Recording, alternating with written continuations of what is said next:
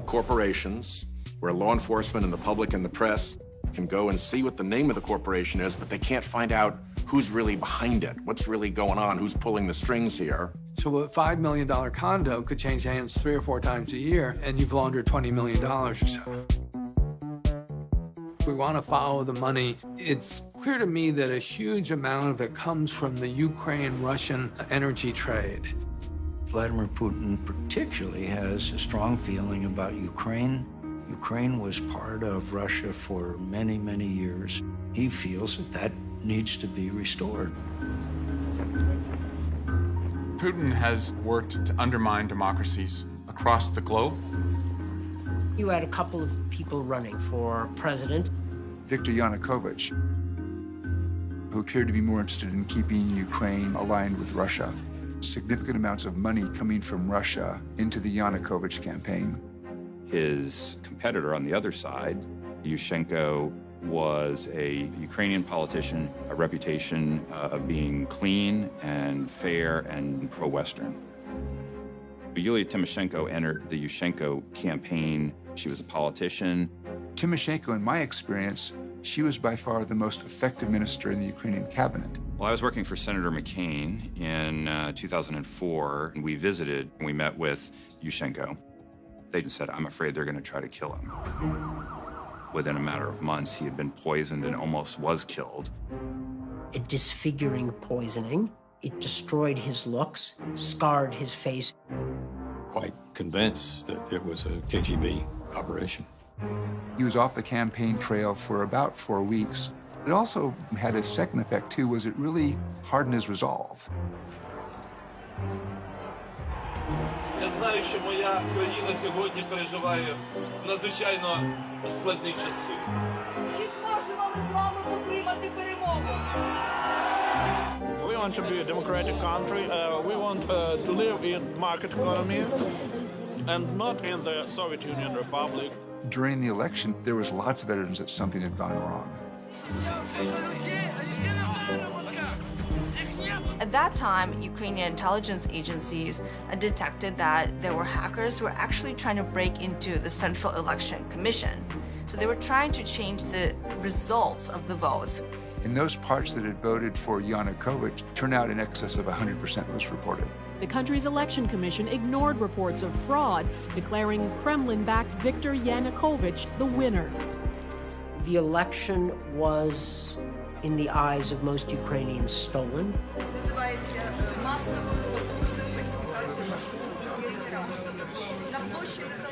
The Ukrainians had enough, and the Orange Revolution consisted of people coming out to the central Kyiv square and saying, no, we're not going to accept a bad election.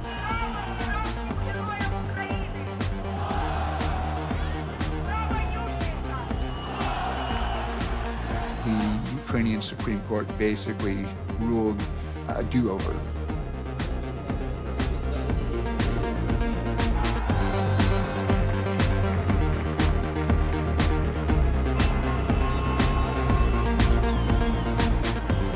Russia opposed that idea because they understood correctly that if it was done in a free and fair way, that Mr. Yanukovych would not win. And Yushchenko became president. His prime minister was Yulia Tymoshenko. So this week has a unique feel to it, as we all have the profound privilege of welcoming President Viktor Yushchenko to the nation.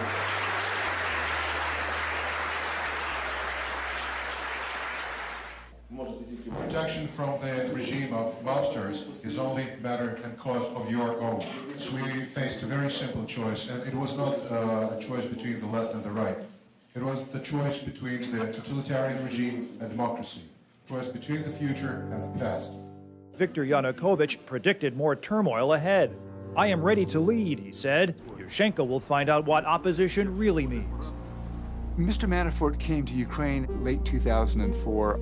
Yanukovych had been fairly badly discredited.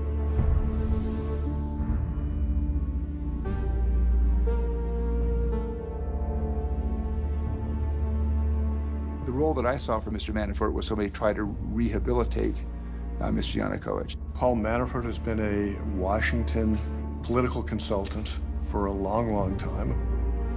Paul Manafort, a top campaign strategist for President Bush. I will stipulate for purposes of today that you could characterize this as influence. Bob Dole was the last one who brought him on as the head of the convention at that point. We are ready not only to continue to lead in the Congress, but to take the White House. He had disappeared. Like, no one knew what he was doing.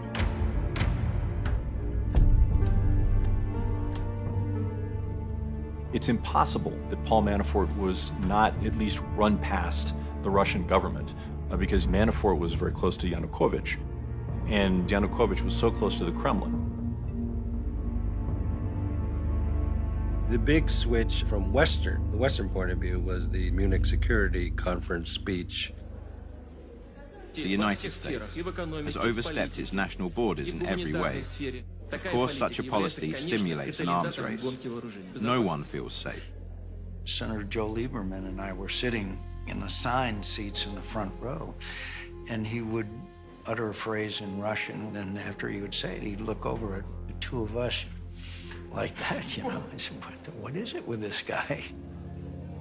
I very often hear appeals by our partners to the effect that Russia should play an increasingly active role in world affairs. That was 2007. 2 months later, they did the cyber attack on my country because we really didn't want a Soviet statue in the middle of town. We didn't tear it down, we moved it.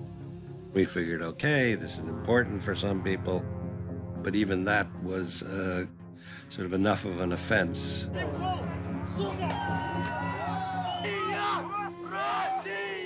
On the 9th of May, the day the Russians celebrate the end of World War II, no one could get into any websites, including the banks, any government sites, news media. I mean, it's clear they did it. A year later, they invaded Georgia. After the collapse of the Soviet Union, Georgia was controlled by mafias and criminal gangs that were known as thieves-in-law. Then it came the revolution, and Misha Saakashvili became their president. He made really very significant changes and improvement to the country. After years of the Georgian economy being a basket case, it suddenly starts to roar. He had a vision of Georgia in NATO and the EU. The Russians hated him. As long as you have these blocs, NATO and the European Union, they're bigger, richer, stronger, more powerful than Russia. But if you reduce them to their individual parts, each of these countries is far weaker than Russia. They kept provoking the Georgians more and more and more and more. They wanted a war. He started to say there will be war. First, he started to tell it to me, to some Western leaders. It looked like the West was wandering blindfolded somewhere, and the Russians knew where they were going. Then we had direct military attacks. In the middle of the opening ceremonies of the Olympics, the Russians invaded Georgia.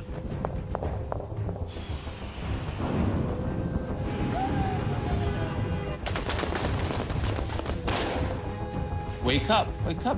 We are attacked because we wanted to be free. We are attacked because we wanted to build genuine democracy. If Americans and Europeans don't stand up for their own values, for their own principles, then those principles and values will be in danger today in Georgia, tomorrow elsewhere.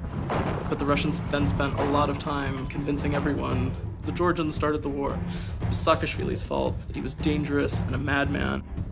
Russia has criticized the Western media for what it's called its biased view on the conflict. Not all journalists blame Russia for the conflict. Alex Jones. I just hope Russia keeps troops in Georgia because the dictator, and we know he was elected under fraud, there in Georgia, has said that he plans, he said it last week, to attack again. Allegation that Georgia would attack Russia is so foolish and outrageous and disgraceful, but it's typical of Vladimir Putin. They did not achieve the collapse of the Saakashvili government. It cost them a lot in respect in international relationships, and their military was really exposed as something weaker than they all thought. So there was this whole portfolio of kind of rethinking what are the political warfare tools that we have that we can use. They began to increase their funding to far-right, nationalistic, white supremacist political parties. In democracies, public opinion is your battlefield. It's finding those affinity groups. They don't like globalization. They're very fearful of immigration. They're xenophobic. That fear is then used by Russian disinformation operations to say you're not being protected from migration crisis, from the social changes that we see around you. Gazprom and others, they were purchasing local affiliates, so it looked less Russian, had less of a Russian face. Gazprom is the world's largest gas company. It and its resources are used to help achieve the political objectives of the Russian state. When the economics and the politics combine, in fact, it's state capture. The national government cannot take independent action that does not follow Russia's policy interests. It's far better to expend your energy on getting a Russia-friendly government elected than it is to have to build up your military to invade the country. There was no Russian oligarch, Ivanishvili, who was the biggest private shareholder of Russian Gazprom. Suddenly, Ivanishvili announced that he's entering politics and he will run against us. They wanted to believe that he was this independent, weirdo businessman. He must be a very successful man. Nobody wanted to believe he was what he is, a front for Russian engagement in the country. The campaign in Georgia before the 2012 election had been increasingly dirty and hostile and violent. So the narrative was that no matter what, we would falsify, rig the elections, and then they would take it to the streets. There's a lot of discussion about political prosecution. If they won, they would have put the entire former government in prison. These were all criminals. Some of it was really cheap stuff. Saakashvili is really an Armenian. He's not really a Georgian. That's a technique the Russians use quite a bit. The best way to discredit somebody is to make them appear inauthentic. They're not part of the community which they say they are. Then it's picked up by other media. It's sort of spread around social media. Eventually, people sort of say, some of this must be true. Mafia bosses, fifth son-in-law from Russia, tried to help to organize mass disturbances. They listened to our telephone conversation, especially when we were calling from abroad. So whenever some situation would ignite in Georgia, they always had intercepts for all kinds of situations. No party in Georgia could have been, in a real popular way, pro-Russian, and Ivanishvili knew that. So you had a new message on Russia. It was, wouldn't it be nice if we had a better relationship with Russia?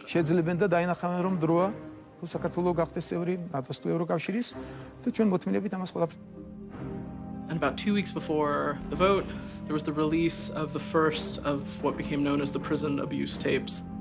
The images looked very bad. After initial shock, people started to look at the image. In details, they explained to us that the whole thing was fake. Later, we discovered that this thing was done by guys with very well-known Russian intelligence connections, but it was too late. On Tuesday, President Saakashvili conceded he'd lost the closely fought parliamentary vote. 65 or so former officials have been arrested, detained, or convicted. Saakashvili will be arrested if he goes back to Georgia.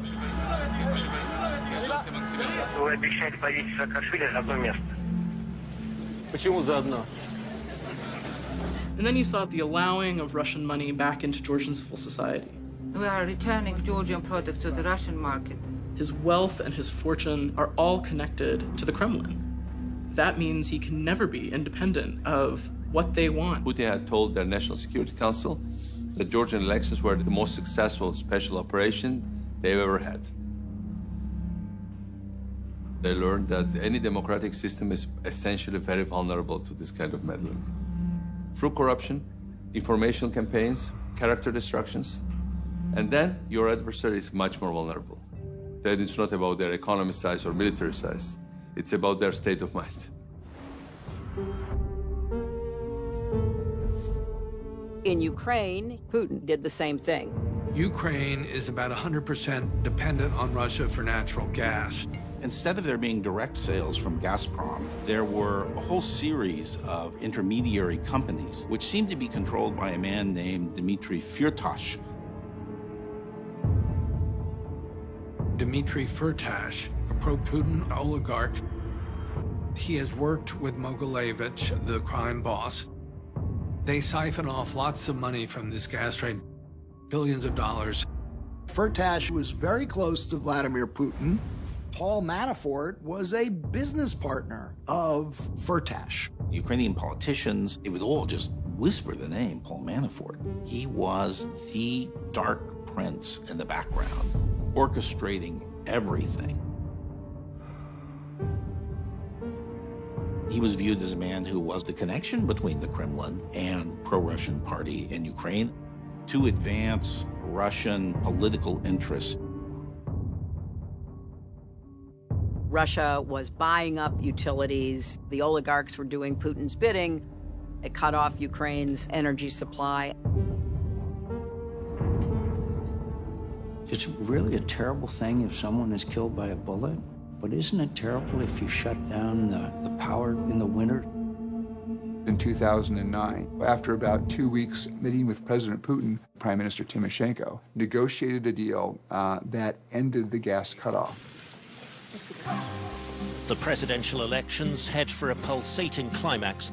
In the orange corner, the current pro-Western Prime Minister, Yulia Tymoshenko. In the blue corner, pro-Moscow opposition leader, Viktor Yanukovych.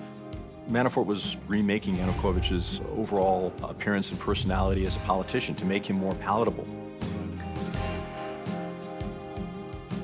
When he said no to a TV debate, she went ahead with it anyway, facing an empty podium.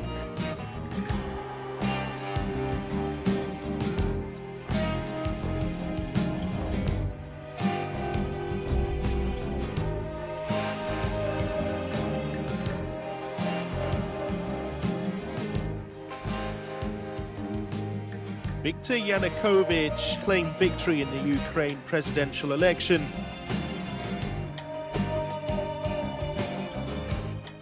Once Viktor Yanukovych had become president, one of the things they were trying to go after Tymoshenko for was, in fact, that gas arrangement that she'd done. She compared the case to a Stalinist show trial. All this was staged in advance at the president's administration to eliminate the opposition. She may have done a bad deal, but it certainly wasn't the criminal action that the Ukrainian government under Yanukovych charged her with. Здесь тех, кто поддерживает Юлию Тимошенко, и еще, наверное, столько же тех, кто протестует против нее, требует ее посадить в тюрьму. A 7-year prison term and an order that she pay $200 million in compensation.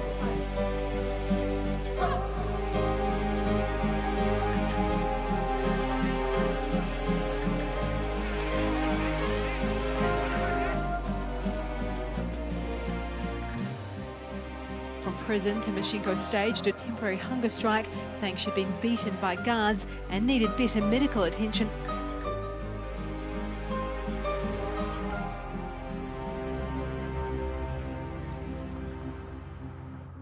In a lawsuit that was filed by the former Prime Minister of Ukraine, there were some rather striking court documents referring to Manafort's role and including his business relationships, real estate deals with a Russian oligarch, Dmitry Firtash. Paul Manafort was in business with not one, but two Russian oligarchs. Dmitry Firtash, who was under indictment by the U.S. Justice Department.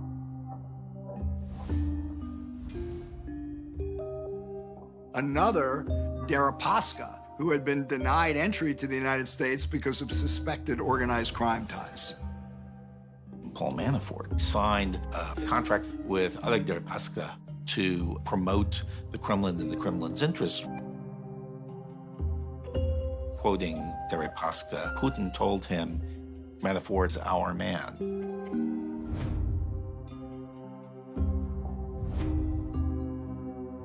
Paul Manafort got his home in Trump Towers in 2006. You can easily see billions of dollars being siphoned off from that Ukraine-Russian energy trade and it going through Firtash to Paul Manafort and to Russians or Ukrainians who are buying condos in Trump-branded properties.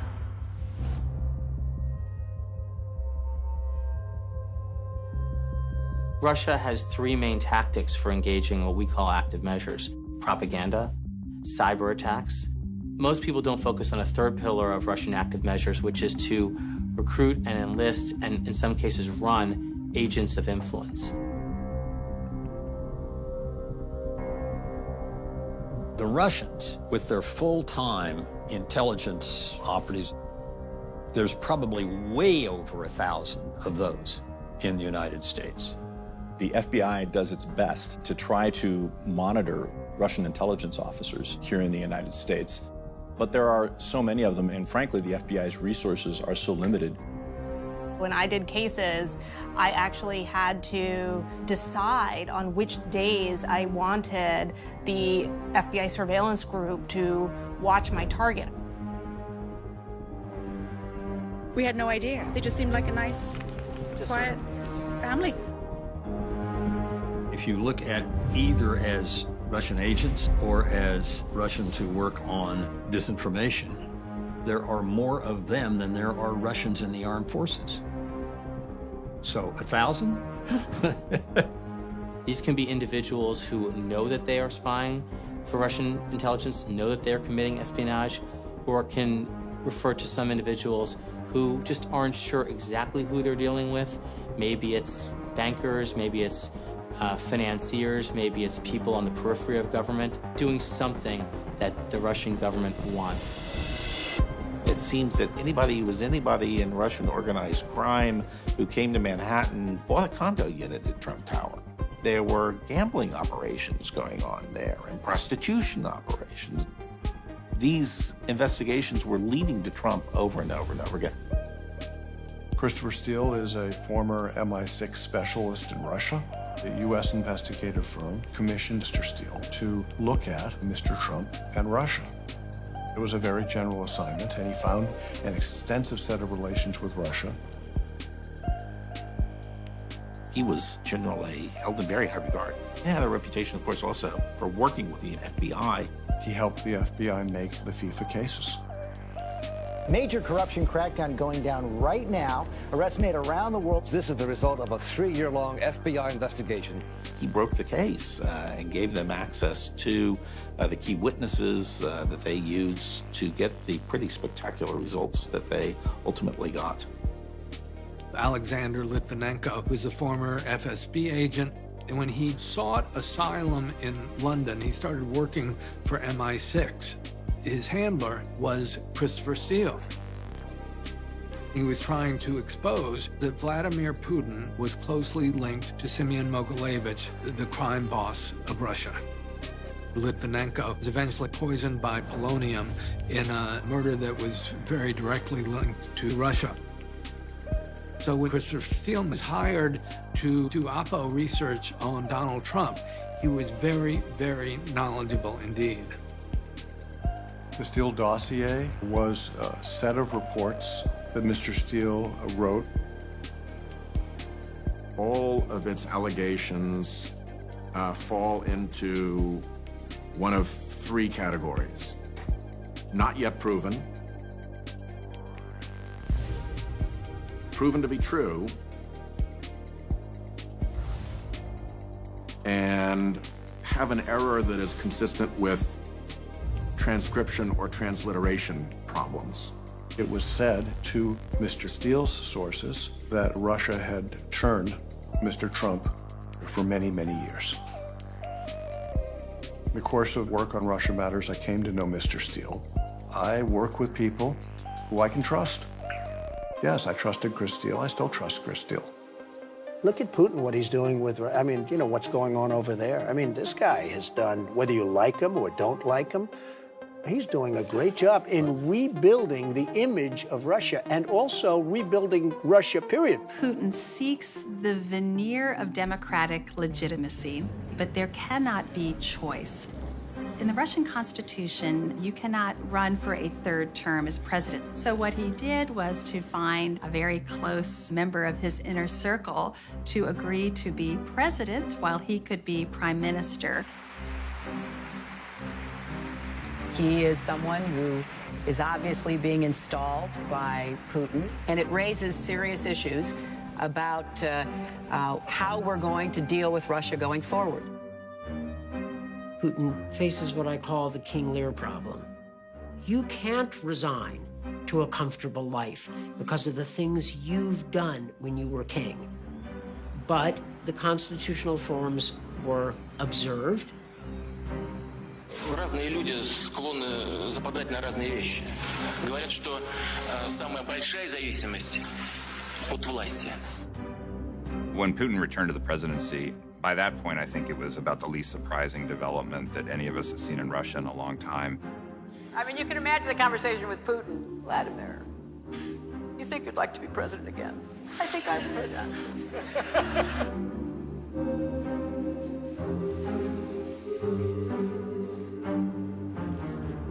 The election was clearly unfair, illegitimate. I said that on behalf of the United States. We've just witnessed a flawed Duma election in Russia, including efforts to halt the election monitoring. And Russian voters deserve a full investigation of electoral fraud and manipulation. I wasn't the only person who thought that. He encountered the largest public demonstrations of his tenure. They shouted, "Putin is a thief," which terrified him because of the Orange Revolution, because of the uprisings that took place post-collapse of the Soviet Union in places that wanted more than just a different form of autocracy.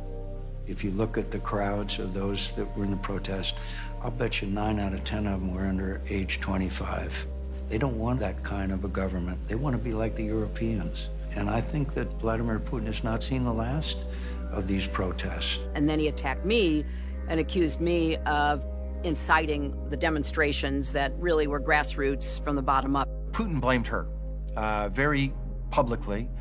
Privately, he did too, by the way. She set the tone for some of the activists inside our country, gave them a signal. They heard this signal and started active work with support of the US State Department. I suspect that Putin, like Stalin, read everyone else by his own measure.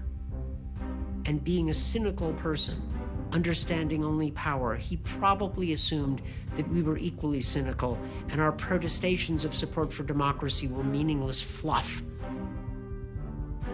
So that he sees our actions in Russia as designed to undermine him, and he looks at all the democratic activists as somehow somebody else's puppet. Hillary Clinton is doing this, or Condi Rice is doing this. It's not that he believes everything, but there is a kind of a grounding in his KGB training, because remember, during the Cold War, they would fund some firebrand in some country to become allied with them, and we would go in and try to undercut that person and vice versa. But a lot of it is just to keep people in Russia in line. My experience with him was difficult and challenging because I challenged him. It's better not to argue with women. But Mrs. Clinton has never been too graceful in her statements. When people push boundaries too far, it's not because they are strong, but because they are weak. But maybe weakness is not the worst quality for a woman. In meetings that I've had with him, he is, in a very calculated way, trying to gain advantage, looking at you with disdain and contempt. The bored kid in school, when the cameras are on, he will criticize the United States. When the cameras are gone, he'll act like he's willing to talk to you. He's in demand spreading, you know what that is, right? Putin never really developed a working relationship with Secretary Clinton.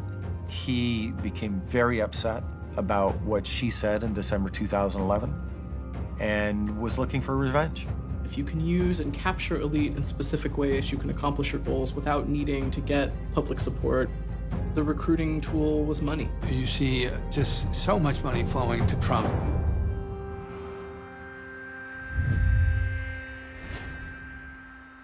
It's hard to imagine. There's not more to it than just simple generosity.